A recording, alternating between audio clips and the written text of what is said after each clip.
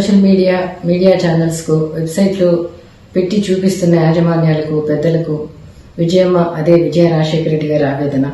గత కొన్ని రోజులుగా వడ్డీ వారిస్తున్న అసత్య కథనాలను చూస్తుంటే మనసుకు చాలా చాలా బాధ అనిపిస్తుంది, కష్టం అనిపిస్తుంది. ఈ రోజు ఏదో ఒక సామెత ఉంది, పచ్చకామెళ్ల వానికి అంతా పచ్చగా కనిపిస్తుందట.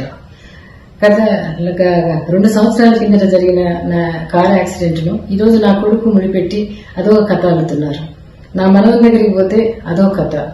ఈ రోజు షర్మిలమ్మ నా కూతురే కాదంటున్నారు, ఇదో కథ. అడ్డం పెట్టుకుని రాజకీయ ప్రయోజనాల కొరకు ఇంతగా దిగజారాలన్నా, ఇంత నీతిమాలిన సిగ్గుమాలిన మాటలు కథలు అల్లాలన్నా, ఒక వ్యక్తి క్యారెక్టర్ అసాసినేషన్ ఇంతగా చేయాలన్నా చాలా బాధాకరంగా అనిపిస్తుంది, జుగుప్సాకరంగా అనిపిస్తుంది, అవమానకరంగా అనిపిస్తుంది.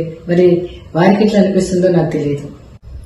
కుటుంబంలో డిఫరెంట్ ఒపీనియన్స్ ఉండొచ్చు, కానీ అయితే ఆ తల్లికి కొడుకు కాకుండా పోతాడా, కొడుకు అమ్మ కాకుండా పోతాడా, ఓ అన్నకు చెల్లి కాకుండా పోతాడా, ఆ చెల్లికి అన్న కాకుండా పోతాడా? మా పిల్లలను చాలా సంస్కారవంతంగా పెంచాం. డిగ్నిఫైడ్ గా అందరూ హర్షించేటట్టుగా రాజకీయాలు చేయమని కోరుతున్నా. ప్రజలు చూస్తున్నారు, గమనిస్తున్నారు. నా కొడుకుతో డైరెక్ట్ గా ఫైట్ చేయండి. దయచేసి ఏది పడితే అది మాట్లాడొద్దు, ఏది రాయాలనుకుంటే అది రాయొద్దని మనవి.